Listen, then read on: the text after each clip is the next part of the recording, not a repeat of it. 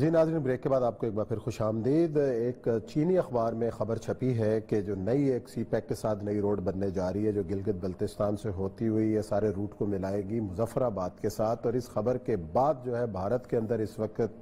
جو ہے وہ مچا ہوا ہے شور۔ اور اوریہ صاحب، یہ جو نیا جو پرپوزڈ روڈ ہے اس حوالے سے کیوں بھارت تین چیزیں، بھارت بھی امریکہ بھی تین چیزیں ہیں جن کو وہ خاص طور پہ سیکیور کرنا چاہتے ہیں اس سارے میں۔ ایک تو اوغر جو ہے ان کے بارے میں کہا جاتا ہے کہ وہ مسلمانوں کے بارے میں وہ کہتے ہیں کہ اوغر کو ہم اوپن کر رہے ہیں۔ ٹھیک، اوغر سے وہ شگر کے راستے ہوتے ہوئے آئیں گے، اور شگر کا جو علاقہ ہے اس کے قریب ہی آپ کا سیاچین کا بارڈر ہے، اور واقع پھر آ کے کارگل کا علاقہ آ جاتا ہے۔ سب سے بڑی بات یہ ہے کہ اس کردو کے نیچے سے جب وہ چلے گی روڈ تو دیوسائی پلینز جو کہ اس وقت دنیا کی سب سے امپورٹنٹ ترین پلیس ہے کہ جس کے اگر میزائل بیٹریز نصب کرتے جائیں تو پوری دنیا آپ کے رینج میں آ جاتی ہے، اور جس پر امریکہ کی بڑی پرانی نظریں ہیں۔ آپ کو یاد ہوگا کہ 1979 آنورڈ جس وقت رشیا انٹر ہوا تھا دسمبر میں، تو اس وقت یہ ہوتا تھا کہ رشیا جو ہے دو چیزوں کے لیے آ رہا ہے، ایک دیوسائی پلینز کے لیے آ رہا ہے اور دوسرا آ رہا ہے وارم واٹرز کے لیے۔ تو اس کے اس نے یہ ہے کہ یہ پورے کا پورا یہ روڈ جو ہے یہ بیسیکلی جس جگہ سے گزر رہی ہے یہ پورے کے پورے ویلی آف آزاد کشمیر کو ہاف اینڈ ہاف میں تقسیم کر دے گی، اور اس روڈ کے اوپر اگر چائنا کی آمد و رفت شروع ہو جاتی ہے اور یہ لنکیج شروع ہو جاتی ہے تو آپ اندازہ کریں کہ یہ روڈ مظفر آباد سے شروع ہوتی ہے، اور پھر اس کے بعد یہ شاردا سے ہوتی ہوئی یہ گوری کوٹ، اور اس کے بعد کردو اور شگر، اور پھر اس کے بعد آگے جا کے اس کے اوغر کے اٹانومس ریجن کے اندر داخل ہو جاتی ہے۔ یعنی کہ یہ ایک سائیڈ پہ تو یہ پوری کارگل اور یہ ساری لائن آف کیونکہ ظاہر بات ہے ہو جا رہا ہے کہ جو بیسیکلی جو روڈ ہے آلریڈی جو سست سے جاتی ہوئی خنجراب میں جاتی ہے اس سے انڈیا بہت دور ہو جاتا ہے۔ یہ پیرلل روڈ بن گئی ہے، پیرلل لیکن کافی دور کر کے نیا روٹ بن گیا ہے، اور یہ روٹ آپ دیکھیں نا، اس روٹ سے اگر آپ چائنا آتا ہے، چائنا کا مسئلہ کیا ہے عثمان صاحب؟ چائنا کا مسئلہ یہ ہے کہ چائنا کی 94% جو پاپولیشن ہے یہ ایسٹ میں رہتی ہے، اور اس چائنا کا جو کم از کم 58% ایریا جو خالی ہے بالکل، وہاں صرف 6% پاپولیشن رہتی ہے، اور ان کے پاس زمین اتنی زیادہ ہے کہ اگر وہ اس طرف ٹریڈ شروع ہو جائے تو اس کے ٹریڈ کے حساب سے بھی وہ کافی آگے لے آ سکتے، اور وہ چاہتے یہ ہے کہ اس کے ساتھ جب یہ کھلے گی تو یہاں سے لوگ نکلیں۔ یہ بیسیکلی اسلام آباد تک کنیکشن ہے۔ اب اس روڈ کا کوئی اور تک نہیں بنتی۔ دیکھیں وہاں پر چائنا کا جو خنجراب بارڈر آپ جیسے کراس کرتے ہیں تو آپ کاشکر میں آ جاتے ہیں، آپ اورنچی میں آ جاتے ہیں، یہ پورے علاقے وہ ہے جو ان کے آباد علاقے ہیں جہاں پر ڈیولپمنٹ کر چکے ہیں۔ اوغر کا علاقہ اتنا آباد علاقہ نہیں ہے، لیکن اس کے باوجود بھی اگر یہ آتی ہے تو اس کا مطلب یہ ہے کہ اگر یہ روڈ بن گئی اور یہ چائنیز انٹرسٹ وہاں موجود ہوا تو آپ خود سوچیں کہ اس پورے علاقے کے اندر انڈین جو ہے آپ کی وہ بارڈر انفلٹریشن ختم ہو جائے گی۔ اس کے ساتھ ساتھ جو 2-3 خبریں اور چل رہی ہیں کہ بی ایل اے جو ہے اس کے خلاف جو بیسیکلی مین میجر ایکشن لیا ہے وہ چائنا نے لیا ہے بلوچستان۔ اچھا، یہ اس ریجن کے اندر گلگت بلتستان میں آج خبر دیکھ رہا تھا کہ 2-3 ایسے جو نیٹ ورکس ہیں ایکسپوز ہوئے ہیں کہ جو راہ کے ساتھ کنیکشن کے اندر ہیں اور اس علاقے کے اندر گڑبڑ پیدا کر رہے ہیں، اور اس میں 3-4 نام بھی آئے کہ جی ابھی انہوں نے پکڑا بھی ہے، کہاں ٹریننگ لے کے آتے رہے ہیں، پورا نیٹ ورک پکڑا ہے، خاص طور پہ زینبیون کا جو بندہ پکڑا ہے انہوں نے، یہ اس ریجن کے بھی پکڑے ہیں، اس میں ہے بلتستان سٹوڈنٹ موومنٹ بھی ہے، کوئی ایسے آپ دیکھیں نا بہت بڑا کام ہوا ہے۔ آپ کبھی آغا خان کو انڈر اسیسمنٹ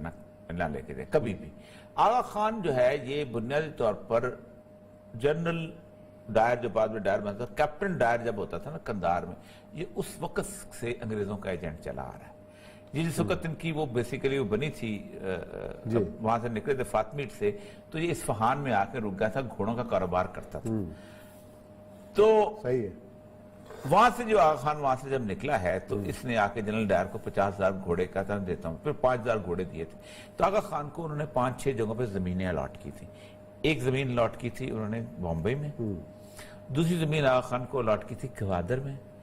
تیسرا جو علاقہ تھا یہ جو گلگت بلتستان، اور وہاں پہ کام بھی بڑے کیے، وہاں پہ کام بڑے کیے۔ اور دوسری بات یہ ہے کہ آغا خان جو ہے یہ ایک سنگل جسے کہتا ہے رچ پرسن جو ہے، اور وہ کیونکہ ایک تو یہ ہے کہ ان کو خمس کا پیسے بھی آتے ہیں۔ آپ دیکھیں کہ پلاننگ دیکھیں کہ یہ پورے کا پورے یہاں بھی ہیں یہ لوگ اور کراس کر کے تاجکستان میں ہیں۔ آپ تاجکستان میں دیکھیں تو آپ کو انڈین انفلوئنس بہت زیادہ ملے گا، بڑے بڑے کلچر سینٹر بنائے ہوئے ہیں، یہ کیا ہوا ہے وہ کیا ہوا ہے۔ اور یہاں پر بھی ایک جو گلگت بلتستان کے اندر بھی خاص طور پہ آپ دیکھیں کہ گلگت بلتستان سب سے پیسفل لوگ ہیں، جیسے जैसे वहां के हजारे हैं ना, बहुत पीसफुल, सदियों से पीसफुल, इतना पीसफुल कम्युनिटी कोयटा में, गुलिस्तान में कोई और नहीं थी। या पारसी थे या हजारे थे, अपने आराम से जिंदगी गुजारते थे, मेहनती लोग थे। ऐसे ही गिलगिती थे पूरे पाकिस्तान में, यहाँ से कुक जाते थे और दूसरी चीजें क्या। वहां क्या शिया सुन्नी फसाद शुरू कराया गया। चलास में खास तौर पे वो गाड़ियों से उतार के सुन्नी और शिद्दत पसंद वो खड़े किए गए, वहां शिया वो जो है ऊपर शिगर में वो खड़ा किया गया उनके अंदर, और गिलगित उनका बेसिक कर किया गया, ताकि अगर कभी चाइना का इन्फ्लुएंस बने तो ये लड़ाई जो है वो बिल्कुल शुरू हो जाए। और आप अंदाजा करें कि एक जमाने में तो खबरें थी कि चिलास के पहाड़ों के अंदर उसामा बिन लादेन जो है बैठा हुआ है, और आपको पता है कि उसके ऊपर एक्शन करने के चक्कर में भी आए हुए थे। फिर बाद में पता चला कि उसामा बिन लादेन किसी और जगह है, और ये है वो है। और वो पहाड़ों, एक उसकी इस्लामाबाद की एक तस्वीर आई थी, पहाड़ों के अंदर लाठी पकड़ के घूम रहा है, वो रहमान ज़वाहिरी, आपको याद होगा, एक मूवी छोटी सी आई थी, उन्होंने खुद रिलीज की थी। और उनको वो बुलाते रहे कि ये फाना फ्लोरा जो है ये चिलास वाला है, ये जो इस जगह से बशाम से आगे का जो इलाका है। लेकिन इस सारे इलाके को इस हद तक डिस्टर्ब किया। मैं 2002 में गया था, और वहां से लोग जैसे अफगानिस्तान गए हुए थे लड़ने के लिए यहाँ से, और वो में से 4 लोग जो थे उनकी लाशें आई थी। आप देखिए उस्मान साहब, ये किस हद तक शिद्दत पसंदी थी कि 3 लोग जो थे शहीद हुए हैं उनके लिए। वो दाढ़ी वाले थे, एक दाढ़ी नहीं थी। मौलवी ने दाढ़ी वाले का इजहार पढ़ने से इनकार कर दिया। यानी ये लेवल आ गया, और यही हाल जो है वो दूसरी तरफ है। आप जाएं वहां पर, आपको हौजा इल्मी में फलाने खुमैनी की भी तस्वीरें मिलेंगी, फलाने की भी तस्वीरें मिलेंगी, और वहाँ एक खास किस्म के वो मिलेगा कि हम तो यहाँ इनकलाब लाना चाहते हैं, और ये हमारा पुराना सरजमीन, और हमारे ईरान के साथ हम पता नहीं कितने सदियों से, क्योंकि सैयद अली मदानी जो हैं वो तो वहाँ से आए थे, अपना क्या नाम है, हमदान से, और वो बेसिकली फिर बात में तो वहाँ चले गए, कोलाब में उनका कब्रिस्तान, लेकिन हमदान ईरान का इलाका है। तो इकबाल ने, असल मसला ये है कि इस रूट के बनने के बाद, अब मुझे लगता ये है ये 740 किलोमीटर का रूट है, कोई ज्यादा लंबा नहीं है, ये बिल्कुल ऐसे ही है कि जैसे आप, और लेकिन ये इस रूट को बड़ी आसानी से चाइनीज बना लेंगे। चाइनीज की अपनी ट्रेन सारी ऐसी है, वो करते, they are expert in it. लेकिन असल जो परेशानी है उसको कि इस रूट के चक्कर में जो मिलिट्री बिल्डअप है चाइना का, और वो उससे मतलब देखें दयामिर बादशाह डैम पे कितने बड़े इतराजात थे, अब शुरू हो गया ना।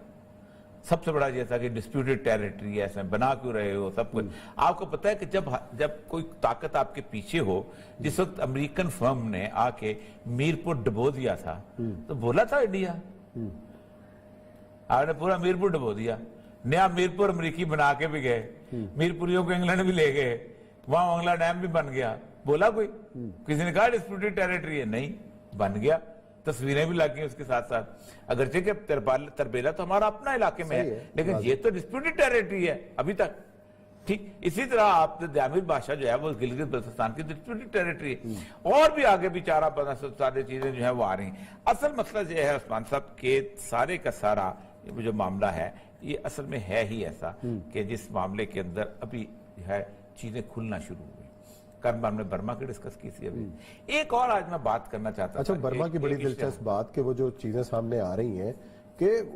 जिसकी जो कैबिनेट थी उसमें 70% तो फौजी थे, 25 नहीं, जो मेन वज़ार थे उनके पास उनके साबकीन जो है। देखिए मैंने कल आपको कॉन्स्टिट्यूशन, लेकिन वो सिस्टम भी नहीं चला, मैंने आपको हाइब्रिड सिस्टम नहीं, मैंने कॉन्स्टिट्यूशन चलाया उन्होंने चलाया। मसला सरा ये है कि लड़ाई वहां लोगों की नहीं हुई, लड़ाई तो चीन अमेरिका की और इंडिया की हुई है। वो तो 1962 से लेके तक देखिए, आप कभी रंगून जाएं और साथ वो इलाका देंगे,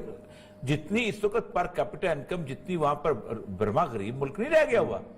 आप देखें बर्मा से उन्होंने नारकोटिक स्मगलिंग कैसे खत्म की थी, हेलीकॉप्टर से बकायदा खत्म कर दी थी, खत्म बिल्कुल। ये अरकान का जो मसला है जिसको हम रोहिंग्या का मसला कहते हैं, रोहिंग्या का मसला भी कोरे ने खासतौर पर देखे। आप खुद सोचे ना कि सारी दुनिया में मुसलमान मार रहे हैं, वेस्ट को दर्द रोहिंग्या का क्यों होता है? वजह सारी ये थी कि रोहिंग्या मुसलमान मरे, लेकिन उनको खासतौर पे एक्सप्लॉइट किया गया ताकि वो अरकान वाला रूट जो है वो चाइना का ना बन सके। सही है। और उनको उठा के कभी इंडिया लेके जा रहे हैं, कभी वो लेके जा रहे हैं, कभी यहाँ घुमा रहे हैं, ताकि एक और मजलूम तैयब अर्दोगान साहब हीरो बन के वहां जाके पहुंच गए और ये हो गया वो। ओ भाई अल्लाह के, अब वो मुझे याद है चित्रा की जो बेसिक लड़ाई हुई थी वहां पर, ये हुई थी कि वो उसका अपने आप को बंगाली बिहारी देखते थे, ये अरकान वाले, कि हम स्पीकिंग है, हम वहां रह रहे हैं और हम अंग्रेज रख के गया हुआ। دوسری بات وہاں پر یہ ہوئی ہے کہ وہاں پر بدھ نیشنلزم کو ابھارا گیا، ریلیجس فنیٹک ایتھنک نیشنلزم، یعنی وہ نسلی تعصب جس کی بنیاد کے پیچھے ریلیجن ہو۔ اب میں آپ کو بتاؤں ایک بات یاد رکھیں، اس وقت جو سب سے زیادہ مظلوم کمیونٹی ہے نا، جس کا کوئی نام نہیں رہا، وہ سری لنکا کے مسلمان ہیں، 26% ہیں۔ اور آپ کو پتہ ہے پچھلے 2 سال پہلے انہوں نے ان کی حلال سرٹیفکیشن تک ختم کر نہیں، وہ جلانے کی بھی ویڈیوز آئی ہیں کہ انہوں نے تدفین کی بجائے وہ جلا رہے ہیں، اور یہ بدھ کر رہے ہیں وہاں پر، ٹھیک، کوئی نام نہیں، کیونکہ وہاں کوئی انٹرسٹ نہیں ہے، وہ بیچارہ نیچے بیٹھا ہوا ہے سلون کا لگا ختم، اس لیے مسئلہ سر یہ ہے کہ یہ لڑائی اب جو ہے کچھ اور طرح